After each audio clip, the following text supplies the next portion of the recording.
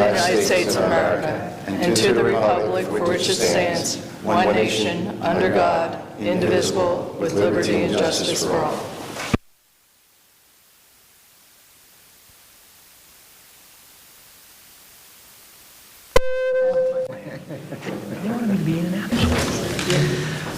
Okay, can we have the roll call?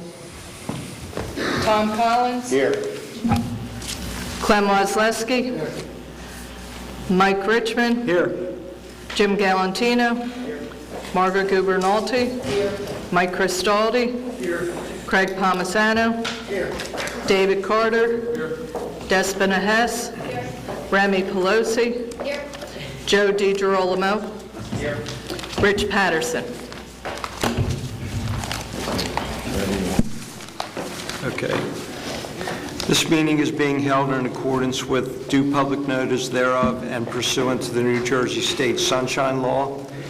Notice of this meeting was advertised in the press, and a copy of same has been posted on the bulletin board in the municipal building. All applicants are hereby advised that should you receive board approval tonight, you must come forward and sign a form which informs you regarding the timing of receiving building permits and mercantile licenses.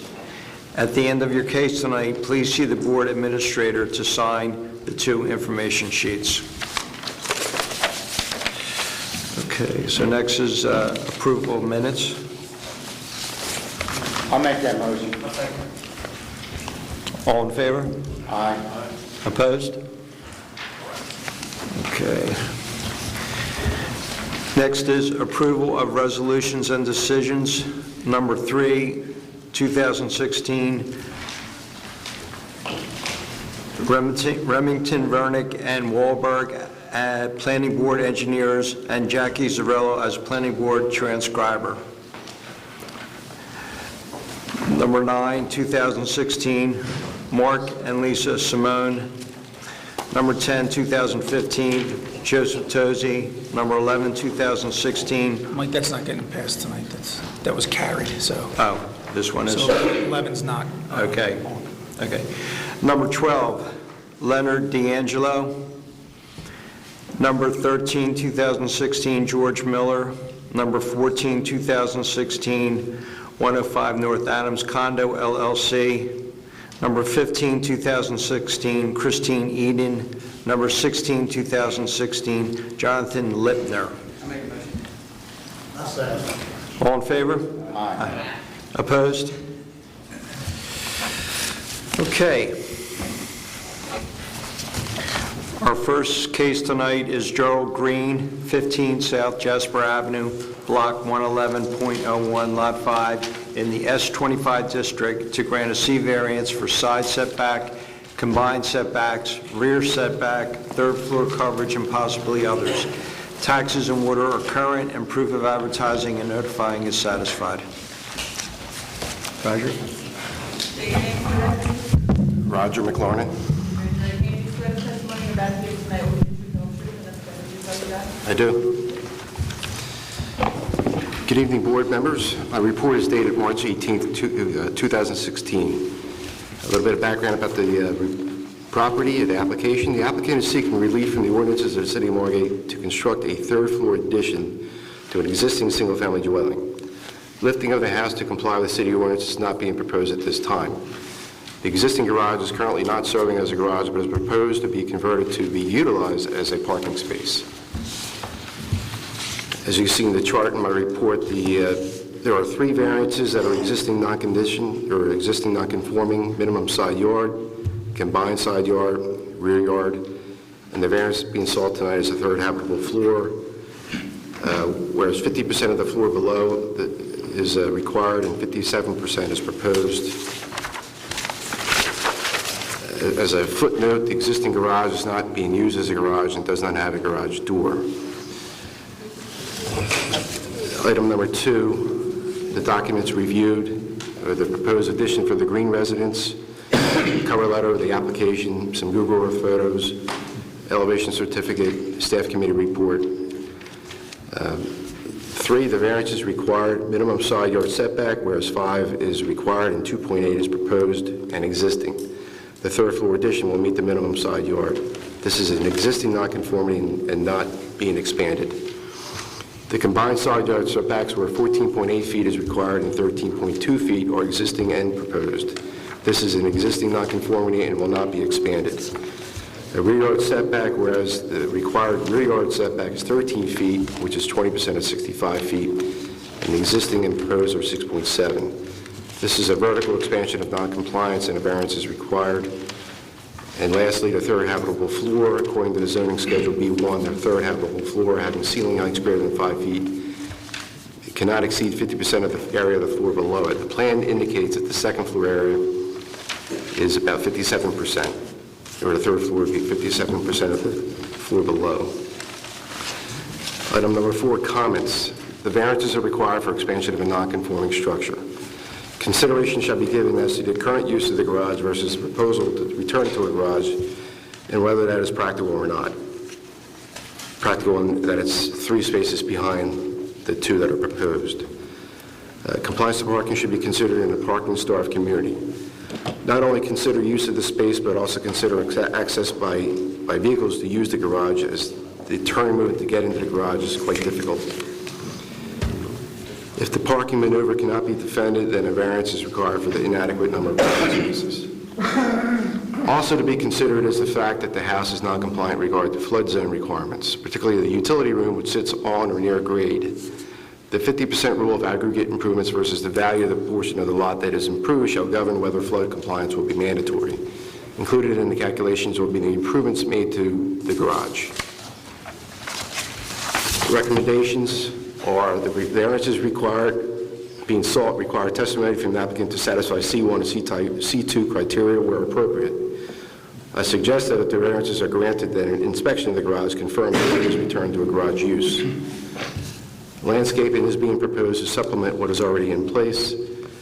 If the existing trees are damaged, they shall be replaced. A street opening permit will be required for all excavations within the public right-of-way.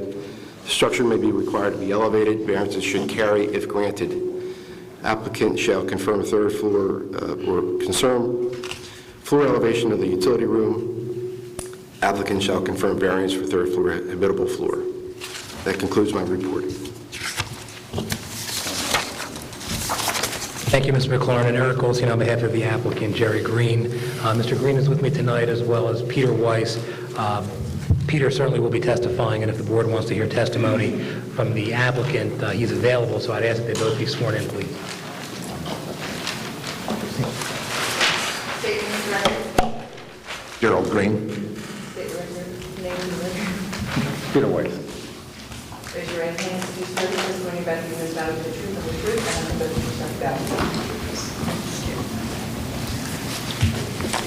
Ladies and gentlemen, Mr. Weiss is a licensed architect in the state of New Jersey and has testified before the board on many occasions. I would ask that his expertise as an architect be accepted at this time. Thank you, Mr. Bergman. All right, Peter, if you would walk us through the plan and the variances necessary, please.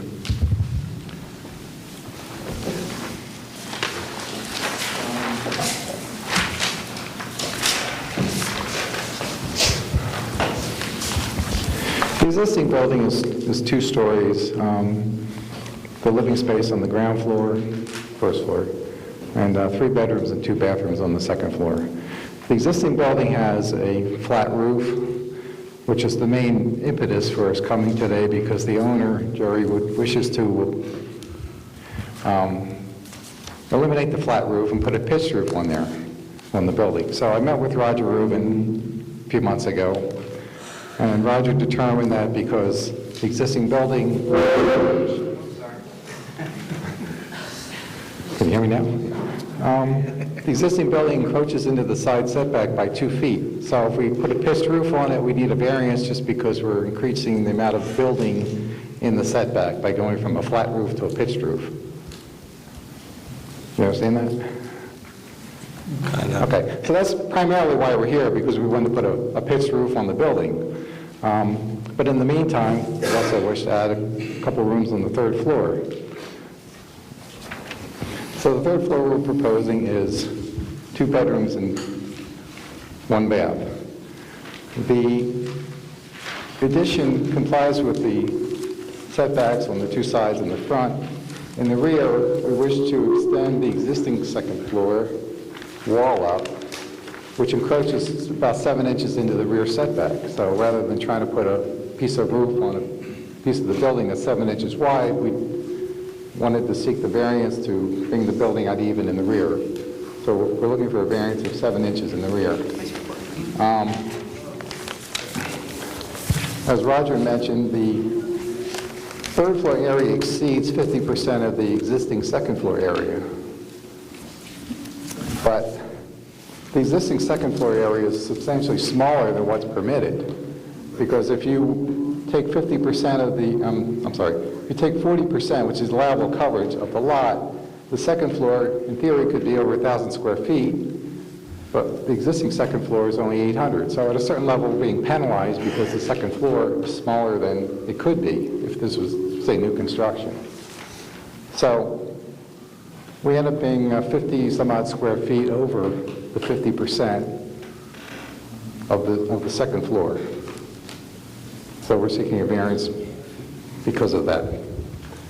Pete, is it fair to say that the reason we're seeking the variance for the third floor is that the house, when it was constructed, just didn't max out the second floor, which, if it did, the third floor variance wouldn't be necessary now? Yes, I mean, if the second floor was larger, we potentially could have avoided that variance, but because it's smaller, we're sort of stuck. So it would also be fair to say that if the construction included a larger second floor, we wouldn't be talking about a third floor variance, but by keeping the step back, the only reason we need a third floor variance is so the second floor doesn't need to be made larger. Correct. Yeah. Okay. Which we're not attempting to do. Yes. Were there any questions regarding the non-parking issue at this point?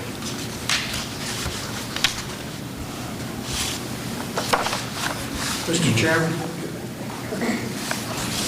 we can hear the attorney much better with no mic than we can Peter with the mic. Right. Over here, it's just one big bar. I agree. Yeah. I have to record the meeting, so if you choose to listen, I'll just leave one microphone. That's fine. Whatever. Okay. Pete, let's talk about the garage a little bit and the way it's shaped and how the car can maneuver in with I did a little, a fair amount of ease there. I mean, there was brought up an issue, a potential issue, of getting a car in the garage. Right now, one of the previous owners, this, presumably was a garage at one time, and Pete, hold the mic that further away from you. I'm trying that. How's that? This is fine. It's too sensitive today. This was presumably a garage at one time, and the previous owner took out the garage door and just put a hinge door on the front. Don't really know why, but so that's the way it is. It's effectively an oversized shed right now, and it's just being used for storage. But there's no reason why we couldn't put a garage door back on it. Now I recognize that it's not, I would say, a straight shot into the garage, but also there's a fair amount of space here, and with a little bit of maneuvering, you could get a car in the garage, which I kind of did a little sketchier if you want to look at it.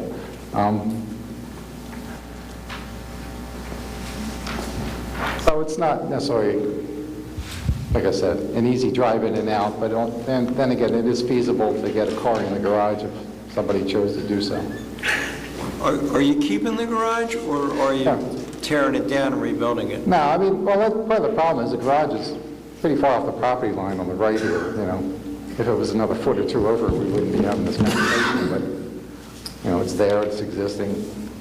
There's 2 foot 9 inches to the garage, the property line, isn't there? Yes. 2 foot 9. Could the So what garage, I'm saying is, if you tore the garage down and slid it over, Yes. then that would make it easier to get into the garage. Right. Huh? That's correct. Right. So are you planning on doing that? Or are you just planning on keeping the garage? Planning on keeping it in its present place. So not as a garage, as a storage shed. No, as a garage. It's gonna be, and then that's actually one of the conditions, that it's going to be converted back to a So garage. all the storage spaces will go away in the garage door will be on. That's correct. Actually, how many feet short of legal parking are you if the garage wasn't there? In other words, how many feet from here to the end are you short of 3 spaces? In other words, could the garage just be cut back I'll convert it to a shed. and converted to a shed, which is what they're probably going to want to use anyway? And then you'd have just an outdoor.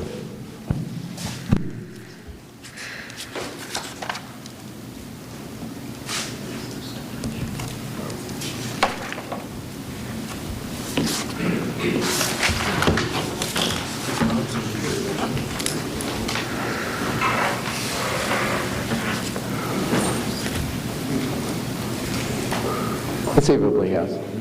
What's that? Yes. And how much left would that Well, storage shed be then? It would be basically the middle of the garage, Be what? about the middle. Middle. So, and since it's an existing non-conforming structure, you could actually just peel it back and have 3 full spaces out front and keep your storage. No, just cut it in. That's what I mean. Yeah, it would be a smaller building, but it wouldn't have to rebuild a whole garage. That's definitely. And you could just move the door and everything right back, it would be less expensive. If you remove the garage completely, you'd have three parking spaces normal. 3 normal parking spaces if the garage wasn't there, am I right? Yeah, and plus you'd have a little room for, you're saying you have room for a storage shed too, right? What Peter just said is that if he took half of the garage off, halfway back, he would still have 3 outside legal parking spaces by code, and half of the garage would then become a storage center, which is what they're using it for anyway. That's a good idea. And it would be all straight. Just an idea.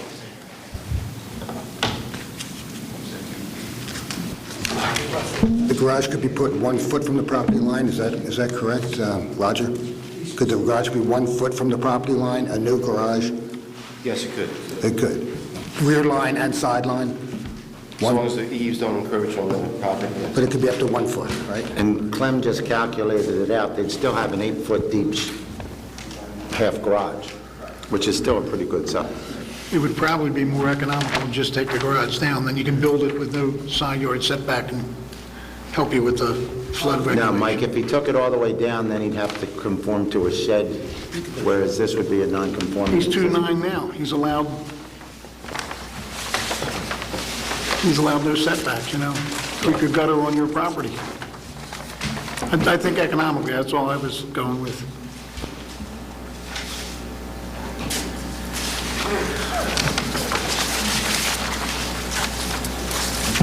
The only issue with the garage is whether it can be used as a garage and maintain the parking. I don't see that the condition of the application should be hinging on whether the garage is removed or not. But if it is, it will conform. Supply parking. Right. As long as parking is supplied, I think that's the issue. Going in, I didn't have any intention of pursuing a parking variance, so, I would still maintain my position that it's possible to get a car in the garage, and we'd like to keep the garage as it is. To the extent that the board understands that this could be used as a parking space, then no variance would be necessary. To the extent that the board says putting it in on that angle creates a variance, then we did apply for and did advertise for any additional variances as the board sees fit. So I guess it's really a threshold question as to whether or not the board considers that angle enough to force us to go for the parking variance. Just because Mr. Green would like to keep the garage, he will use it as a garage. Pete has calculated you can put a car in. So we'd like to stay with the current plan. That's okay. Merrick, I'm just afraid that it's not going to be used as a garage because it's so hard to get a car in and out. And there goes that 3rd space, That's my... It is a narrow street, and it's a busy street that is used a lot to make that turn south side and then onto Ventnor to Jerome. So, right, I understand, but if it's not used as a garage, that third spot will be on the street. street. Yes, I got it. The bottom line here, though, like Jim and Craig, Mike and Craig said, is that you're never going to put a car with that, the way it's physically laid out. And even if you do that, and then if you want a variance for parking, you're in a neighborhood where variance for parking is not a good thing. It's not good for the neighborhood. It'd be better to have 3 legitimate spaces in that site. That's my opinion.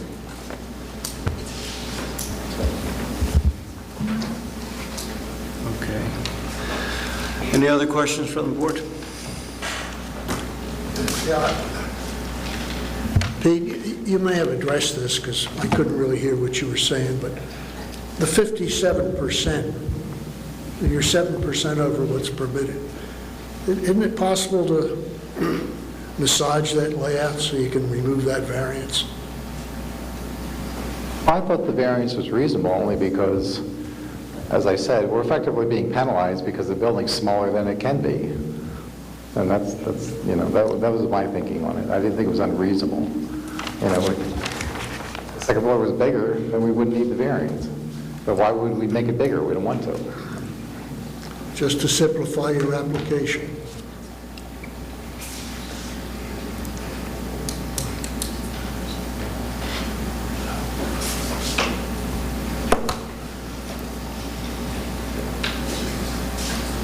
Okay.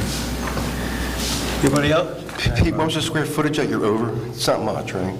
It was, came out to 57 or something like that. Okay. But the second floor is substantially smaller than the first floor. So what Pete's saying is, the board understands, had that been built to the first floor specs and that was the same box, the second floor is the first, the third floor variance wouldn't be an issue at all.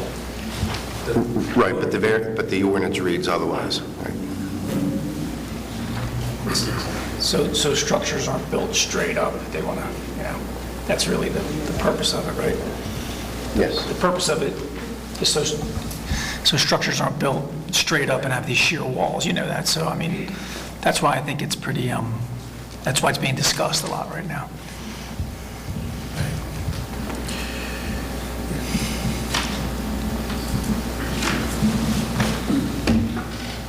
Just by way of clarification and touching on something Mr. Collins and Mr. Cristaldi discussed earlier, the parking variance probably goes away based on what Mr. Green just told me, which is he's willing to shave back the garage in an amount that would make that a third space within the driveway, not needing any additional relief on the street.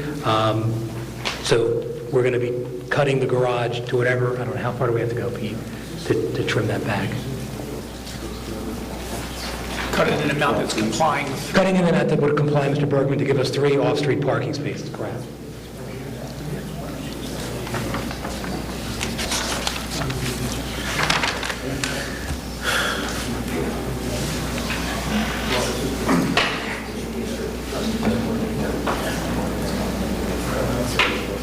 It looks like a little bit more than half of the garage would be taken down.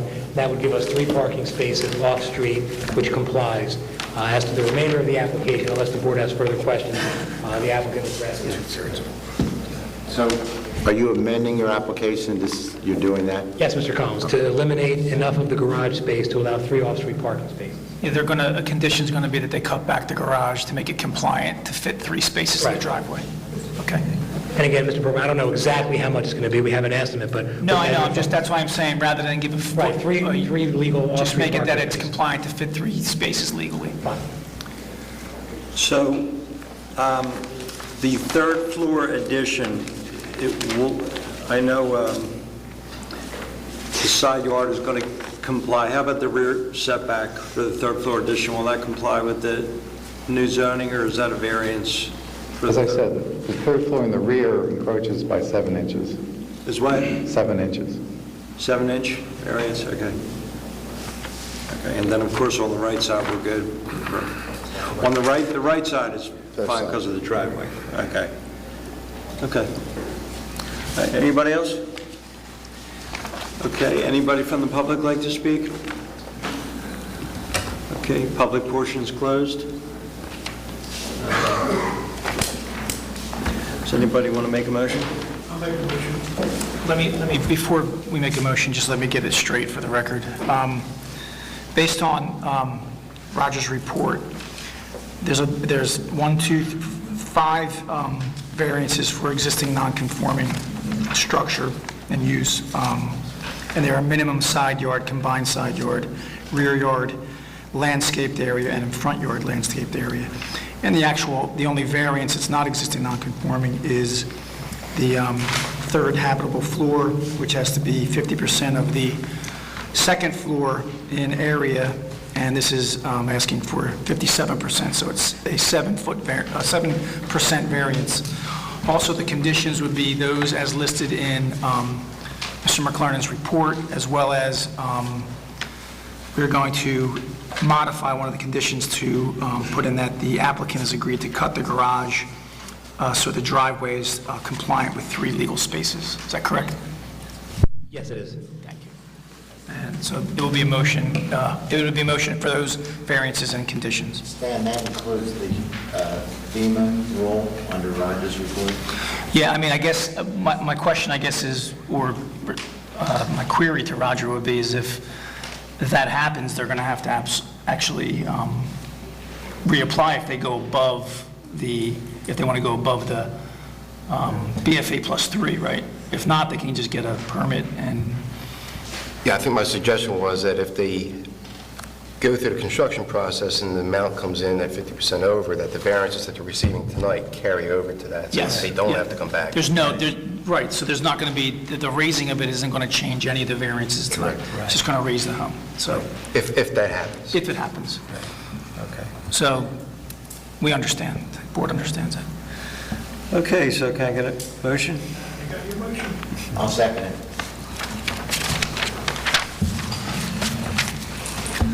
Tom Collins? I vote in favor of the application. I think that the changing of the garage makes a major improvement to the neighborhood because you're providing outdoor parking, which is needed. I also think that the aesthetics and the way Peter designed it to keep the integrity of the house and the conformity of the neighborhood is a plus for the neighborhood, and it keeps a little variety in there. So I think there's more positives than there would be negatives, so I vote in favor. Clem Wesleski?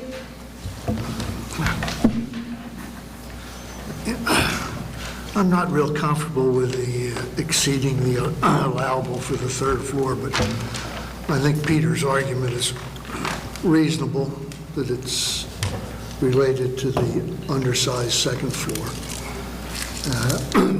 My other concern, as with the rest of the board members, was for the parking, but the concession that the applicant makes resolve that, so I vote yes. Jim Galantino? Raj, nice report. Excellent. It's really comprehensive. I agree with Tom. I think the applicant made a good case for it, with the garage being rebuilt to meet the parking issue. I think the 7 inches not in the back on the setback in the rear is de minimis, and I feel that this application can proceed. Approve. Margaret Gubernalty? I vote in favor of the application for the same reasons as Mr. Collins previously stated. The parking conforms. I think it's an aesthetic improvement to the neighborhood. I like the idea that there is a pitched roof, that we're not tearing down the house. We're improving the house and the neighborhood. Doesn't interfere with the neighbors, so yes. Mike Cristaldi? I see no negatives with the application, no neighbors complaining, which is a big look for us when we're getting this close. I vote in favor. Craig Palmisano? I also vote in favor, since the changes to the parking were made, and it's a nice project, and I wish you luck. Very good, very good. I'm in favor. Mike Richmond? I think it's kind of interesting because I guess if we were not changing the roof to a pitched roof, then, and we didn't have to raise the house, then really the only the 2 variances would just be for the rear yard setback and the overage on the third floor, which I think is not a big deal. So overall, I think it's a good project, and I think it's going to be good for the neighborhood, so I'm going to approve it. Application passes 7-0. Okay. Our next case is Mary Ann Slaughter, Floyd Morrow. Did I say that? 210 North Kenyon Avenue, Block 413.02, Lot 17, in the S25 district, to grant a C variance for the first floor elevations, front yard setback for porch and garage, landscaping and lot coverage, and possibly others. Taxes and water are current, and proof of advertising and notifying is satisfied.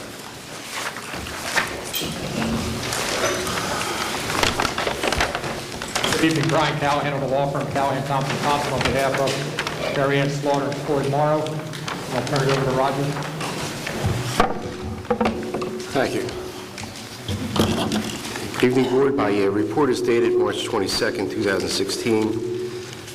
As the applicant's attorney has announced the address of the site and the owners. Background about the application. The applicant is seeking relief from the ordinances of the City of Margate in order to lift an existing single-story dwelling to meet or exceed the minimum first floor elevations. Because the applicant seeks to elevate beyond the allowable BFE +3, all non-conforming conditions are required to have variances. The applicant is proposing to add a second-floor addition plus provide parking in a garage below the structure that will meet the parking requirements. The applicant, who is paralyzed, is also proposing to install an elevator to access all floors. So as you can see in my chart, there are several variances being requested. I won't go through the documents reviewed, but the variances required are front yard building, whereas 18.4 feet is the average setback and 12.89 is proposed.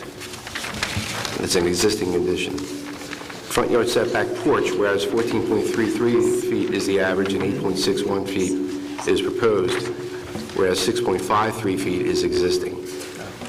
Minimum side yard setback on the southwest side, whereas 5 feet minimum is required and 4.15 feet is proposed. Minimum side yard setback northeast side, whereas 5 feet minimum is required and 9.38 feet is proposed and 2.38 feet is existing. Combined yard setback, whereas 14.8 feet minimum is required and 13.63 feet is proposed, whereas 6.53 feet is existing. Building coverage, whereas 37.5% is required and 45.8% is proposed. Existing is 52.6%. Front yard landscaped area, whereas 60% minimum is required and 39.8% is proposed. Existing is 31%. My comments are as follows. 7 variances are being sought. Of these 7 variances, 5 situations are being improved as a result of the house lifting. The applicant has revised the plans per our staff committee comments by adding street trees.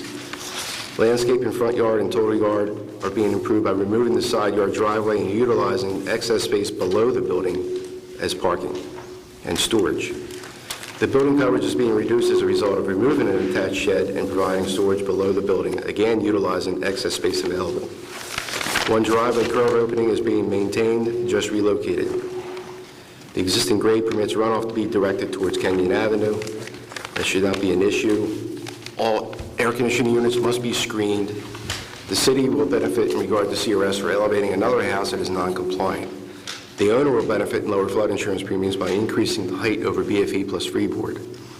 State law allows non-compliant structures, whether it's a use or a bulk, to be elevated to BFE plus 3 without variances being required. Prior to this law, all non-compliant structures needed variances to be lifted any height. However, if the BFE plus 3 is exceeded, then variances are being required. Recommendations. The variances being sought require testimony from the applicant to satisfy C1 and C2 criteria where appropriate. Construction details for concrete curb and sidewalk and driveway aprons shall be submitted as a condition. A street opening permit will be required for all excavations within the public right-of-way, including infilling of existing driveway opening. A condition of any approval shall be on the applicant receiving all required permits. That concludes my report. Chairman, I have John Halbroder from Highland Design, testified a long time ago, so I asked that he be sworn in, and we'll just put his qualifications on. State your full name for the record. John Halbruner, spelled Halbruner, Highland Design.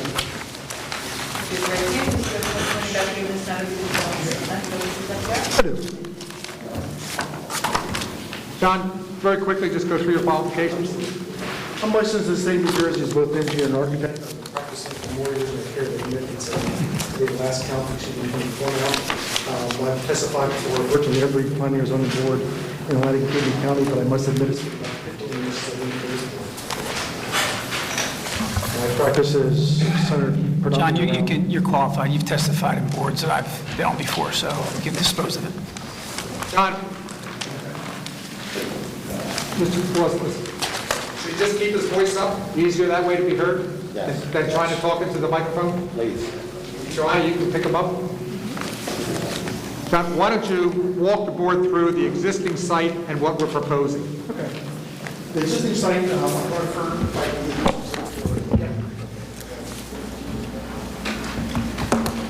refer to what I'll call exhibit A1, which is a plan on the left showing the existing conditions.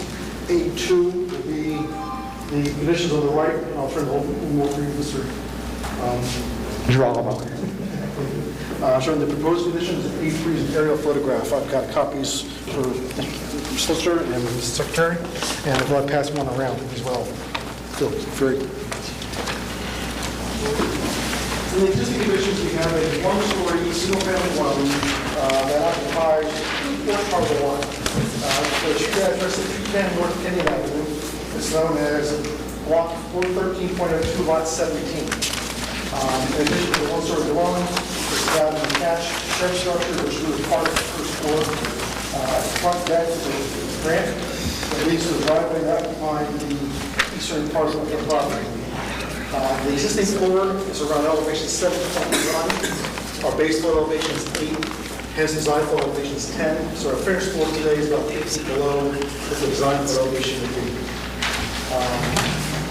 The building did suffer damage during Hurricane Sandy, so we're taking the opportunity while repairing that work, elevating it, to also construct addition in the proposed configuration.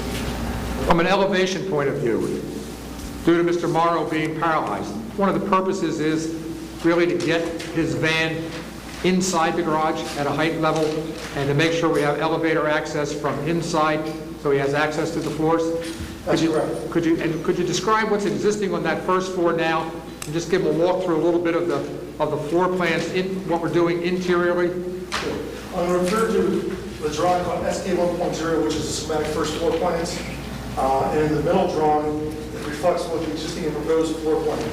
Presently, you begin off the entry deck, and you enter into the sitting room and family room, from which there's an adjacent kitchen, and then 3, maybe even 4 bedrooms. The fuzziness in the fourth one has to do with the cross through what I'm going to call the fourth bedroom to get to the third bedroom. So it's definitely 3 bedrooms, probably even 4 in the current configuration. The bedroom towards the rear was in addition to the original construction, it was sometime prior to and it's presently being used as the accessible room from some more. In the proposed condition, we're going to take one of those bedrooms, or the half bedroom, or uncertain bedroom we talked about, eliminate that for 2 purposes. One, to create stairs to get to the second floor, and second, to facilitate access to the back bedroom. Right now, being a wheelchair, so there's a couple choke points along the way. So by eliminating a couple walls, providing a stairway, we're eliminating that one bedroom, and then making the family room larger, eliminating one of the other bedrooms. So when we're done on the first floor, there will be just 2 bedrooms. We're going to take those 2 bedrooms and the walls, move them upstairs to the addition. Let's walk them through a little bit about the variances, because as indicated, while we're asking for a number of variances, we're improving the conditions as we proceed. So can you walk us through, let's talk about front yard. Our front yard, where the requirement's 18.40, average setback is 12.89. We're keeping that talk a little bit about the side yards, how we're improving those conditions, and the landscaping, how we're improving those conditions? Sure. In actuality, there's, in the present condition, I'll refer to Exhibit 1, there's 9 non-conforming conditions as it exists today. As Mr. McLaurin's report indicated, there will be 7 non-conforming conditions under the proposed configuration. 2 of those we've actually made compliant, of 9 to 7. Of the 7 that will remain if approved, 4 of those are being made better. So in the end, 9 non-conforming conditions will be reduced to 7, 4 of which are being made better. I'll go through each one. Starting with maximum building coverage. In the present condition, we have about 52.6%. The maximum permitted is 37.5%. We're proposing to reduce that to 45, almost 46%. We're reducing that coverage by eliminating the attached shed.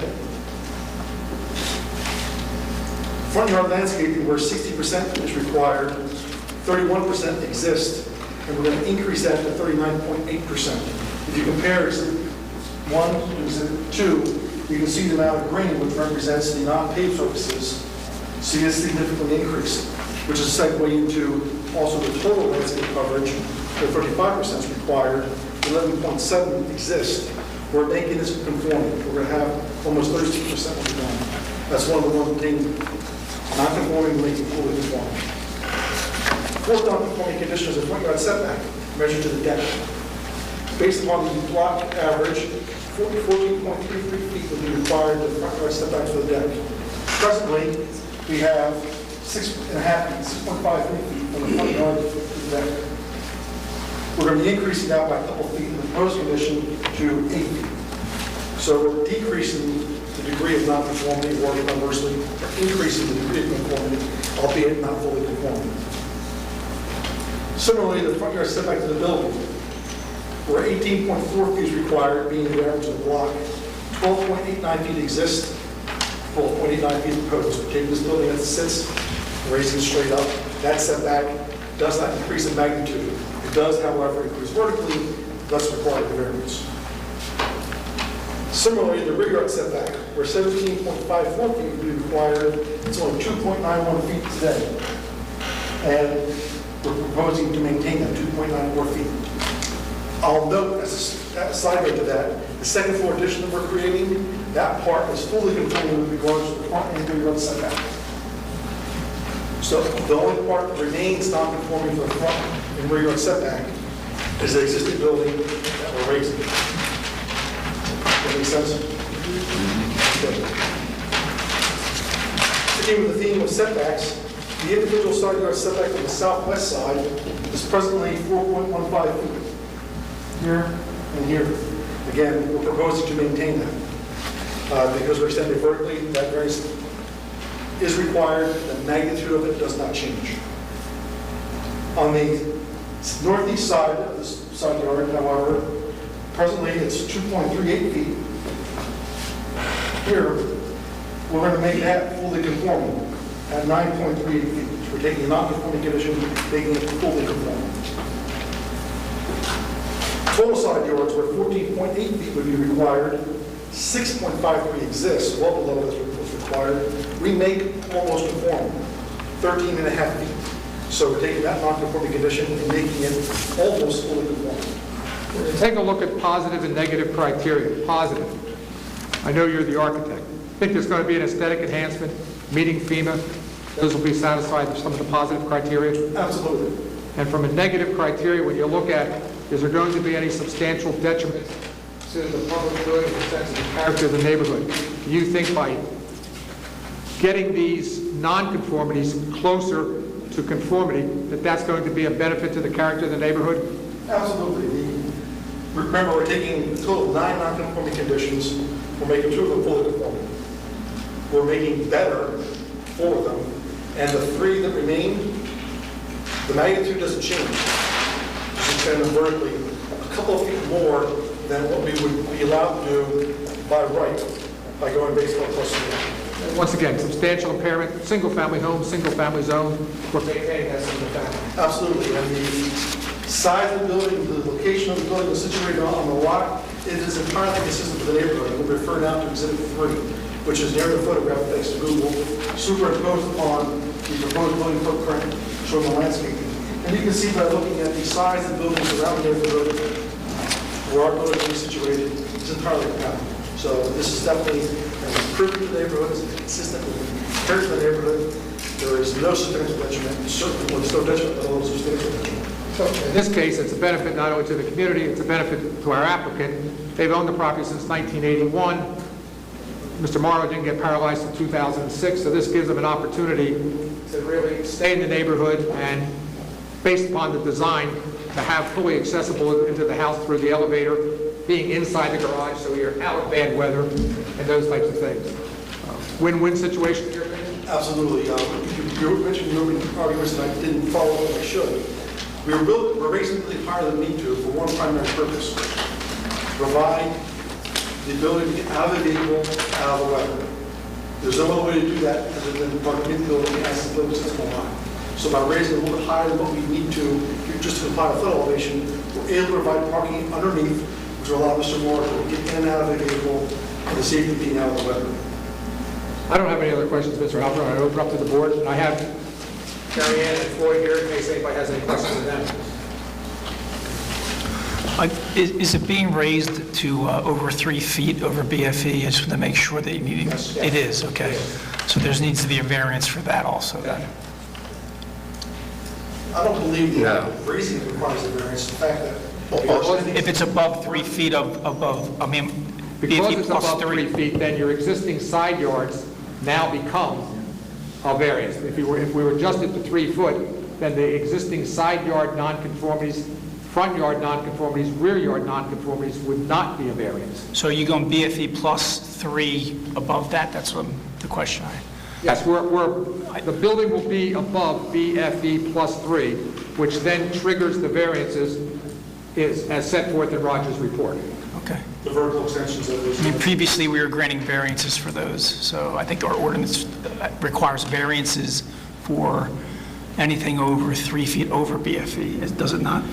Or am I just totally out there right now? The way the state law reads, all the non-conforming issues, because you're going above the 3 foot allowed by the state, all the non-conformities trigger variances. Okay. I think that suffices, that should cover all the other issues. Okay. I mean, there's still, the height of the building is still below the Well, that's allowed. the question I have, because then if it goes any higher than the height, we measure the height from... The height is measured from BFE plus 3. Okay. We're still behind conforming height. Right, we are Okay, conforming. I just wanted to make sure. All right. We're not exceeding the maximum allowable height despite All right. raising it. Just wanted to make sure that we got it all straight and we don't have to come back and have any problems. That's all. All right. Anybody else from the board? Okay, anyone from the public like to speak?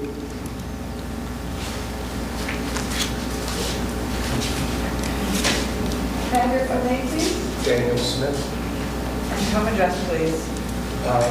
Right now, it's 6 Creek Drive, Cumber Township.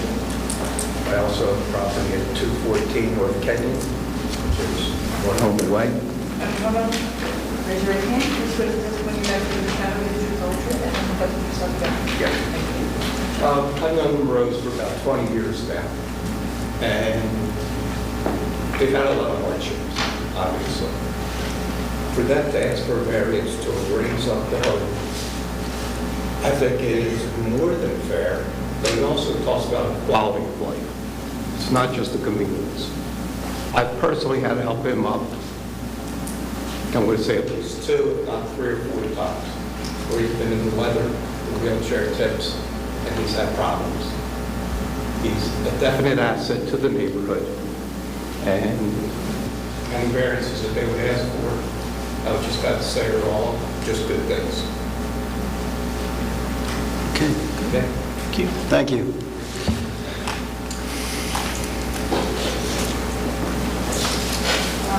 Your name, please? Sally Reichman, Spell that, please. Reichman, Come address, please. 213 North Kenyon Avenue. Raise your right hand. Do you swear the testimony that you give this county will be the truth and nothing but the truth, so help you God? I hope that you grant the variance for Mary Ann and Floyd. They're great neighbors. I live directly across the street from them. They're always lending a hand to whoever needs it. They've been very good neighbors. They take care of their property very well. I have watched them go through a lot of hardship. I think that this, if this variance helps them to stay in the neighborhood, I strongly support it, and so would my husband. They are truly the best people to have as neighbors. Thank you. Thank you.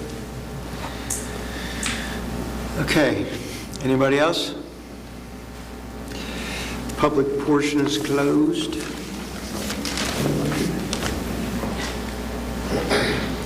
Any other comments? I don't have any other comments. No? Okay. Neighbor said it best. Everything good? Okay. Do I hear a motion to approve? I'll make a motion, we approve the application. Tom Collins? I wish every architect we had took as much thought and time into reducing nonconformities as you did. I really applaud you. You're taking an older home in an older neighborhood, bringing it up, improving the neighborhood. I see no negative impacts to the neighborhood at all. You're also helping out the quality of life, which is very nice. You're increasing the parking on the street. I mean, everything you're doing is a positive. I see no negatives. I vote for the application. Clem Wozleski?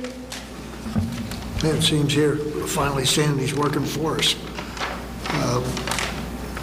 This is a good project, and all the many positives to it far outweigh any minor negatives. I vote yes. Jim Galantino? Good evening. I think that turns out to be 8 houses in that area that have been elevated. I went through it real quick on the checklist of the addresses around there, but it's about 8 houses. Now that brings that into the conformity of the rest of the existing structures that have been elevated prior to the law going into effect. You see Chip McClellan's property right at the corner. You work there, Mike. He's at that very high height, but back then the state law wasn't kicked in and we allowed him to go that height. So now he comes in with the rest of the properties that are being elevated. I think Carlucci, he's about 13, but this is going to be about 15. So that gives him an additional height to get into the garage, which really improves that overall aesthetics of the house to get in the garage and get off the street. And the curb height is 3 feet above sea level. 3 feet. So you figure on a normal high tide, it's flooding. You go down Jerome Avenue and make a left on Amherst, you're going into a puddle of water, right? So this application, I don't see as a problem, and I approve. Thank you.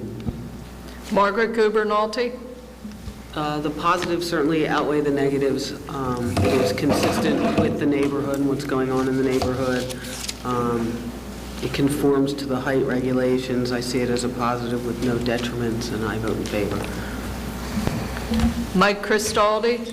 Just listen to the neighbors talk about them. They're dead on it. Floyd, when he was riding his motorcycle at 7 o'clock in the morning while Harley, you can barely hear you going past. That was appreciated. I definitely vote yes. Craig Palmisano? I also vote yes for the project. It's all positives, no negatives here at all. Mike Richmond? Yeah, I think it's a good trend for the neighborhood. There's plenty of parking. There's no height variance, so I approve it. The application passes 7-0. Thank you very much.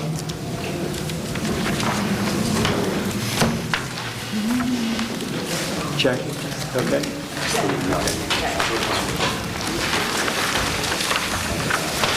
Okay.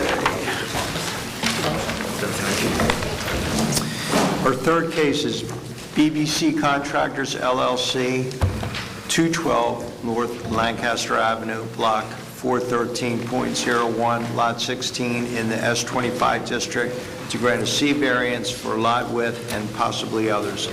Taxes and water are current and proof of advertising and notifying is satisfied. Hey, before we start, may I ask, I received a notice and I wasn't sure whether this was the one that I received. Am I in the 200-foot list, Bergman? Do you know? I didn't see the 200. I got a notice from one of the applications, and I thought maybe it was this one. Stand up, Joe. Thanks. There's so many projects around where I live, I'm not sure. This is 12 North Lancaster, that's probably it.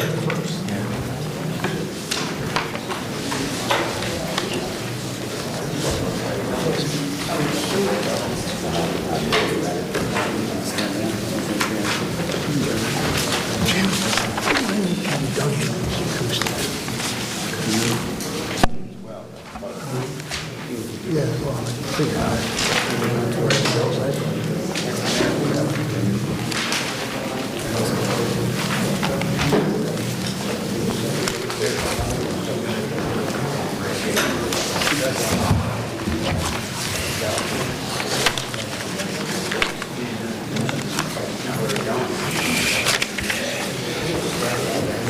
just on a corner. Yeah, Chris, can you help me on this?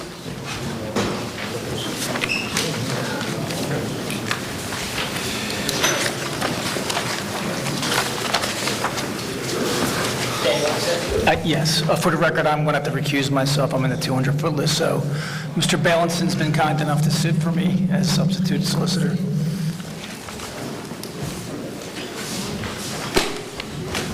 Mr. Chairman, if you could just make a motion to appoint Mr. Bailenson the solicitor for this application, just take a vote. I'll make that. I'm going to make a motion to appoint Mr. Bailenson the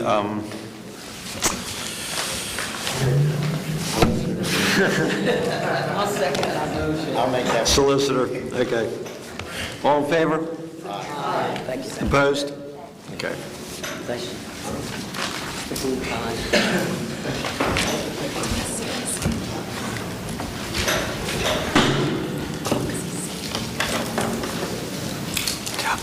I'm sorry. Okay.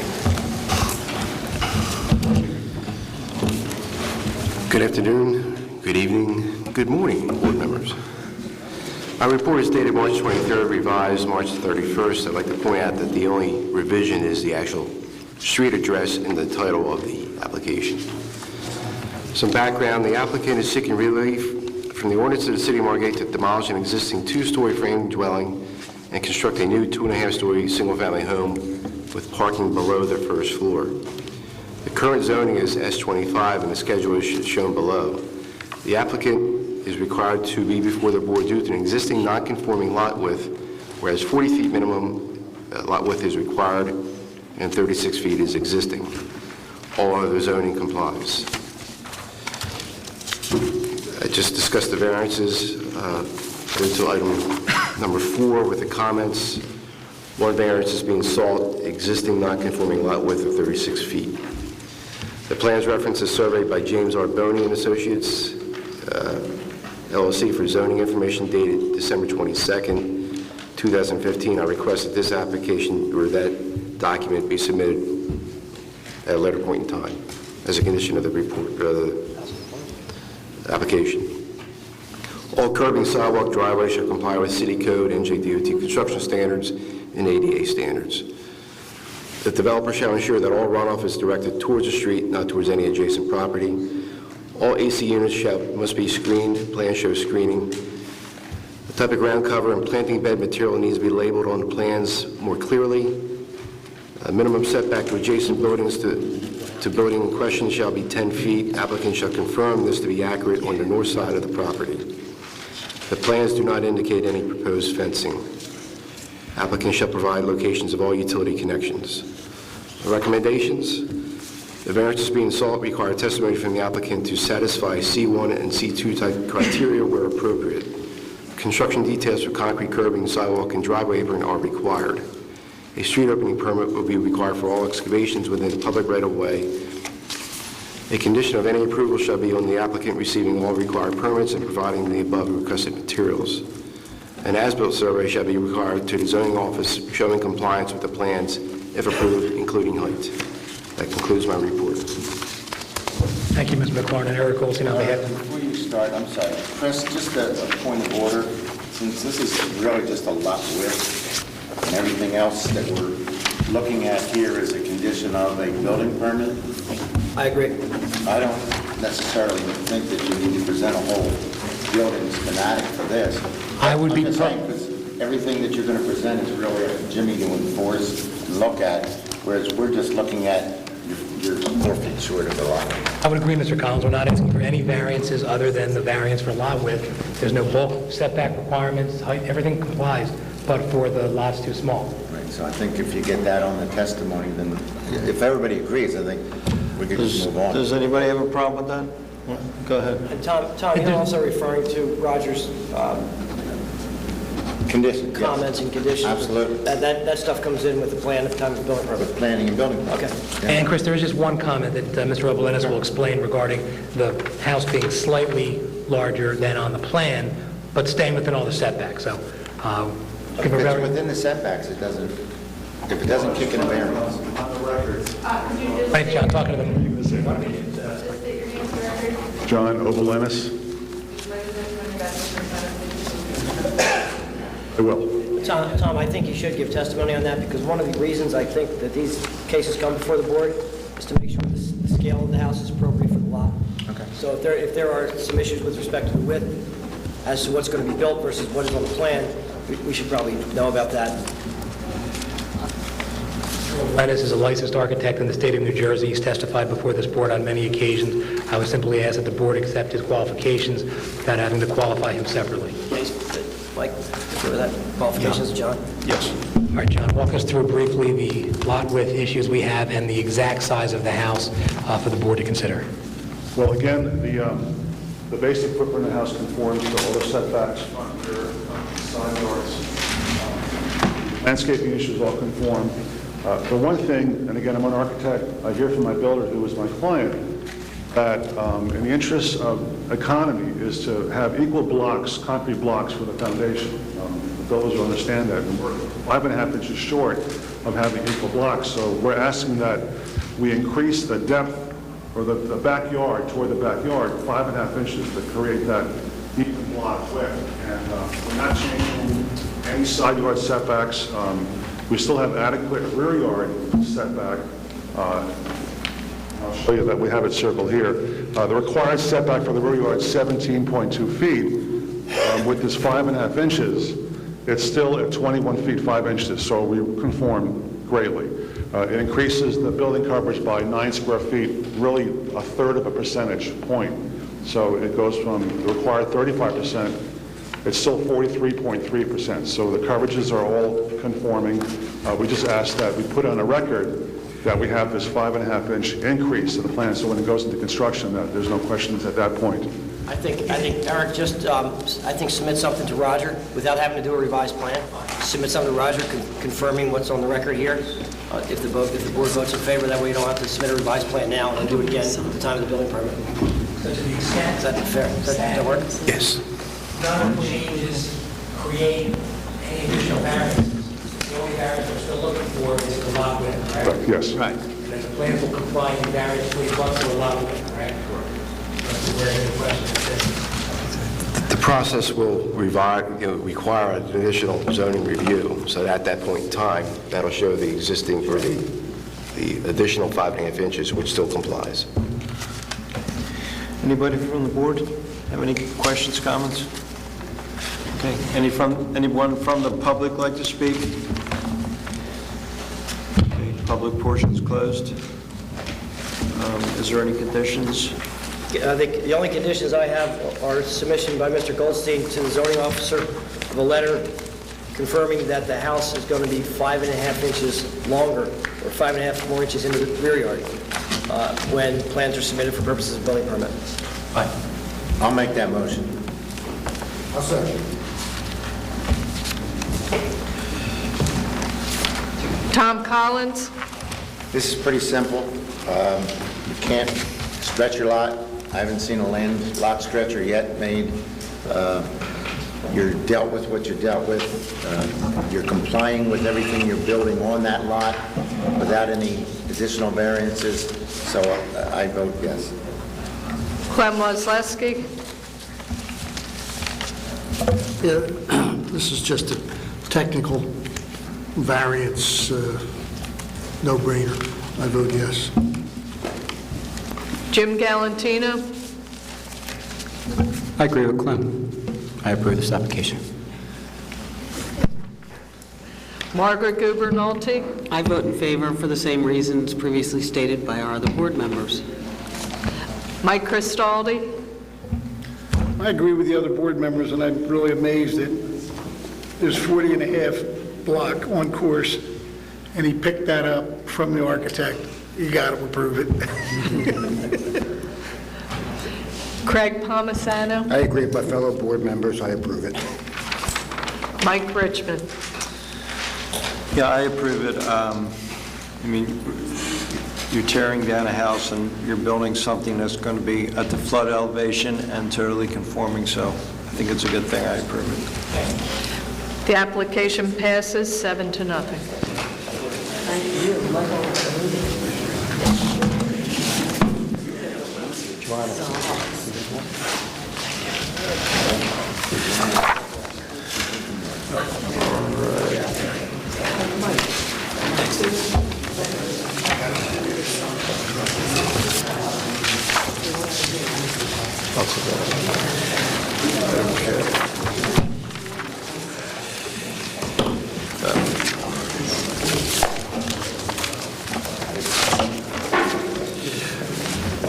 Okay, our last case is Kurt Finkenauer, 209 North Lancaster Avenue, Block 413.02, Lot 7, in the S25 district to grant a subdivision, one lot into two, C variance for side yard setback and possibly others.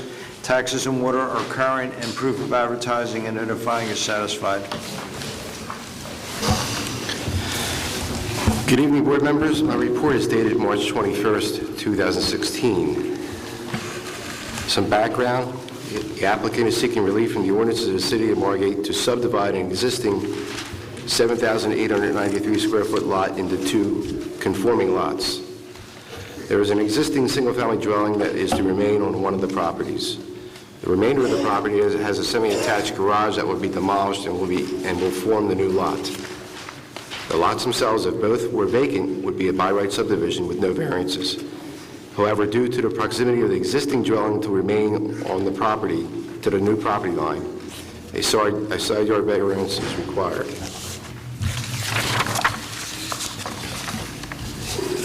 I included the bulk chart in my report and the documents reviewed. Item number 3, the variance is required, minimum side yard setback, whereas 8-foot minimum is required and 4.66 foot is proposed. Comments. The variances are required for location of existing dwelling to a new property line. If the property line was removed away from the dwelling to avoid the variance, a new variance would be created for proposed Lot A for lot width. The setbacks and bulk requirements for a detached garage is not shown, but yet it is still referenced. The proposed garage should be shown.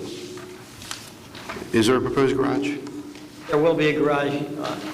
I don't know when Kurt's going to build it. You can address that. Okay. But certainly you'll get a building permit application with the plan showing a conforming garage. I'm not asking for relief with respect to the garage. If funds available, we can form. Great. The existing number of bedrooms needs to be indicated for parking compliance. An engineering review needs to be conducted for the subdivision. I think we should waive that. There's really no engineering issues. The subdivision shall meet all requirements of the map filing law. Confirmation of utility availability is required for proposed Lot A. If proposed Lot B is redeveloped, it shall comply with all bulk standards. A plan shall be submitted indicating which trees are to be disturbed and replanted, if any. I will defer to the engineer for all engineering comments if required. Applicant shall confirm all proposed lot numbers with the tax assessor's office. Tax records indicate 4 bedrooms, therefore off-street parking requirements are met. The applicant is preserving a well-maintained home on a larger lot, the minimum lot. All but one bulk requirements are being met. Recommendations. The variances being sought require testimony from the applicant to satisfy C1 and C2 criteria where appropriate. The applicant is preserving a well-maintained home on a larger than permitted lot. And the conditions in my comments above shall govern. That concludes my report. Thank you, Mr. McLaren. My name is Chris Valence, and I represent Kurt Finkenauer with respect to his property at Lot 7, Block 413.02-209, North Lancaster Avenue, it's like Lancaster Canyon. But what Mr. McLaren said is accurate by the report and by the plan. This is a proposed two-lot subdivision in an S25 zone where we end up with two lots. The lot Mr. Finkenauer proposes to keep will be 4,385 square feet, or 50 by 87 and change. The new lot is 40 by 87 as well, and 3,500 square feet. Both lots in excess of 1,000 feet larger than the S25 zone district stands. I guess what needs to be said is Kurt is trying to keep the existing house, the Kelly house, which is more than 100 years old, on that lot. It's a two-story home. I would say the neighborhood is kind of developed around that house, and Brown's house, Patty Rosenberg's house up on the corner. They're kind of the centerpieces of this block. It's a nice block, and that side of the street, particularly with the Patterson house, it really serves to the extent possible to be maintained. And that's what Kurt's trying to do. But to maintain that existing home, there is a setback request for the center portion, really, of the existing house, which is at 4.66 versus 8. I didn't scale it, Roger, but it looks like the front portion of the house adjacent to the street is real close to 8, as well as the portion in the rear. And surprisingly, and it's probably because of the size of the lot, everything else conforms. Even the front yard setback to the porch, rear yard setback, even the combined side yard setbacks is like 25 feet when it's only got to be 20. So I think that, and Kurt will testify, I think that in this instance, maintaining the house, maintaining the character of the neighborhood to the extent you can these days, is certainly a purpose of the Land Use Act. And while we all like to preserve and maintain a two-story home, that's just another benefit. With that, let me just introduce Kurt now. Kurt, you need to be sworn and have a question for you. Just state your name, please. Kurt now. Raise your right hand, you swear that this one you're about to this time will be the truth and the truth and nothing but the truth. Kurt, speak into the microphone, please. Hi. Kurt, you live at the property that we're here to talk about? Yes. Obviously with your family? Yes. And you explained to me, but please explain to the board what the reasons for doing what you're doing. And I can tell you that I did the same thing 20 years ago when my kids were babies. Basically, we've been on that street for about 15 years or so. Currently, we live at 209 Lancaster. Prior to that, we were at 215 Lancaster, which has since been subdivided out with the Pattersons and Carlucci's. The home itself is, I think it's just shy of 100 years old, like most of the older homes on that street. A lot of character to it. It has a lot of congeniality about it. With my wife and two children, we like to stay on that street as much as possible without having to make any moves. That's great. And we find that financially, it's probably our best move is to do something to support ourselves with our finances by a subdivision, and also to try to maintain the character of the street, et cetera. You think by keeping that house there and not putting up two new three-story houses, that helps preserve or maintain the character and integrity of that neighborhood outside the street? Yeah, we definitely maintain the character of that side of the street. And I understand, since you have control over the lot that you're selling, or maybe selling, that you're going to require that any, I don't know that it needs to be a condition, but you're going to mandate that the driveway be on your side, sure, to spread out. which will also compensate for the variance and deficiencies. Yes, we'll allow that. No other changes are proposed. You may build a garage, but no plan's been submitted for that yet? No, it's really a matter of having the finances set to do more work on the existing house. Living conditions, kitchen, and everything else that goes with it. That's down the road. So you're going to fix up the house for your family? Yes. And by doing this, should you sell the lot, obviously that's going to enable you, the idea is to stay in Margate with the kids, raise your kids in Margate. Yeah, exactly. And this hopefully will help to that end. Excuse me? Yes. That's all I have. I have one thing. Chris, can we do, just for paperwork and just apply for the permit prior to the recordation of the lot subdivision. This way, I can put it through, because once the garage is removed, then it won't be split down the middle, because you can see the garage is almost split in the middle. So just, can you apply for the Demo demolition? permit? Yeah, demo permit for the garage prior to the recordation of the deed for the subdivision. Chris, am I reading this correctly? You only need a variance for 4 inches? No, it's the 50-foot lot, Clem needs 8 feet on that side. The 40-foot lot is a minimum 5-foot side yard setback, that would be the vacant lot. The 50-foot lot, the minimum is 8. So it's 8 versus 4.66. And you're looking for 3 foot. Exactly right, and that's just that center bump out. Yeah. It looks like the rear part didn't scale it, but it looks like it's real close to 8 at the front of the house and the rear of the house. Thank you. Okay, Stan, can we make it a condition that the driveway on the empty lot is on that side of the property? You know, I think it can be a condition because we don't have 10 feet, we don't have 10 feet between houses. So I think, I mean, you can make it a condition, I was wondering if you're going to just volunteer that, just to make sure. It is voluntary, and I think you should do it because you're required to have 10 feet between houses. Okay, so that would be Lot A, right? Proposed Lot A is the vacant lot. B is where the structure. Yes. So for proposed Lot A, the driveway will be on the left side. And that would give us 10 feet between houses. Right. So the setback on Lot A, I just mentioned the Clem's at 5 feet. You'd have If the board makes a condition, then Mr. Finkenauer doesn't have to worry about the neighbor not trying to do it and dealing with the other neighbors. Correct. And that way the Browns next door get at least an 8-foot setback on their side. Right, exactly. And that would be left side from the street. I'm sorry, 5-foot setback. So, I'm sorry, Sean. So that would be left side from the street. As you're looking at the house. Facing, yeah, it would be left side facing the house, right? It's whenever the new house. That's all I have, you guys. That's Make a motion. No, we don't do Just so it's clear, just more for the record, the garage or the driveway is going to be adjacent to the current Lot B, right or left? I just want to be, yes, yes. So that's clear. Okay. Any other questions or comments from the board? No. Okay, anyone from the public like to speak? Okay, public portion is closed. Nothing further, Mr. Richmond, thank you.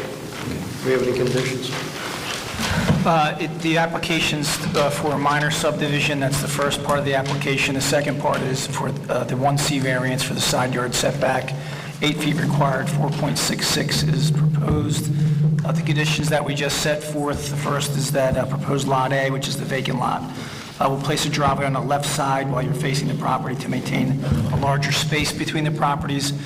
And I guess any and all other comments, Chris, Mr. Balin, any other comments in Mr. McLaren's report will be satisfied? Comments are fine, so long as, aside from Mr. Galantino, we will submit a demo permit for the garage prior to recording the map. The other comments, or anything related to the house on Lot A, will be a time building permit, as well as the garage on proposed lot. Yeah, to the extent that it applies to this application, not another, right? All right. I'll make a motion.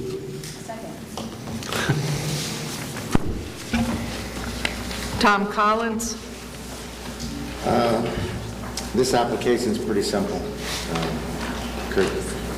Good guy, local Margate guy, keeps his kids, we're keeping his kids and his family in the city, which is something we want to do.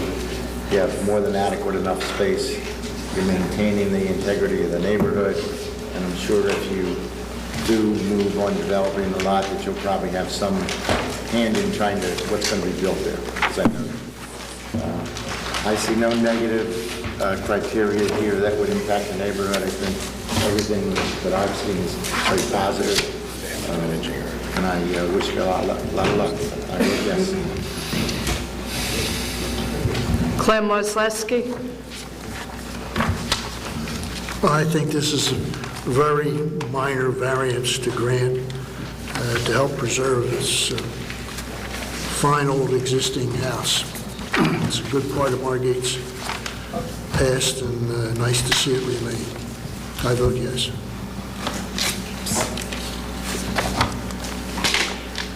Jim Galantino?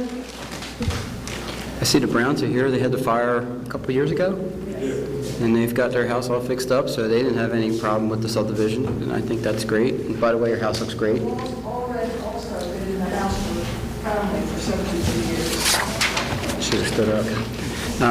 I approve this application as it stands. Thank you.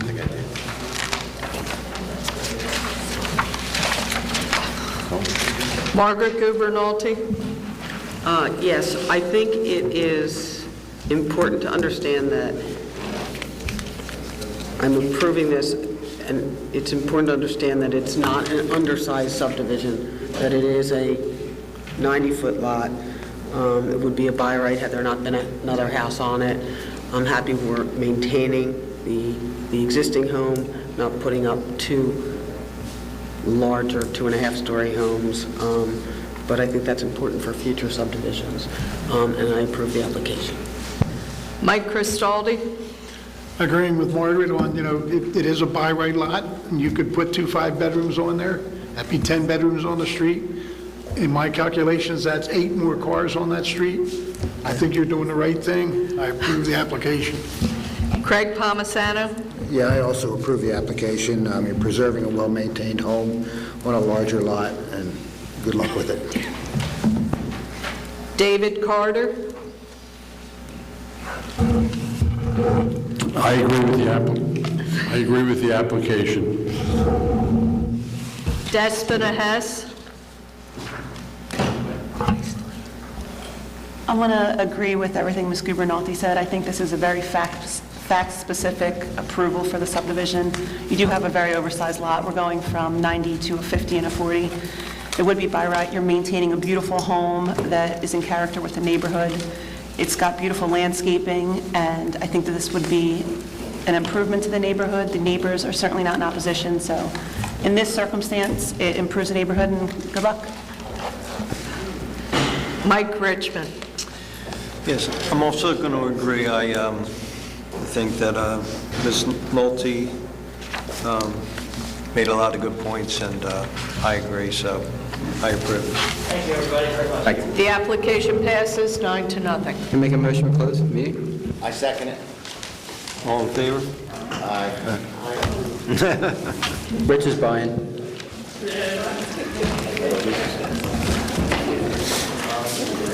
Did you say anything about the freaking suit? Why is it 9? I didn't even know 9. About my porch? Somebody told me, you know that porch we approved on the back, on the windows? Yeah. So I don't need to say it next meeting because I have to answer it. Okay. Because he's going to try to resolve it. So I don't want to take up that time. You know, I had a great thought. Anytime you have to accuse yourself, Reverend's right here. I know, but she's a board member. So she couldn't switch. Nah. I'd love to see her run. So, She could say I'm resigning, and then she could back me up. because the architect... No, it's the one. Yeah, it's the one. Well, the architect wants me to do the job. Nobody wants to leave? Then he told me... It was one It's too early, nobody wants to leave? It was the one with Nasser. It didn't have an Particularly attorney. be over by 8:30. It was the one, yeah. Right. It was on.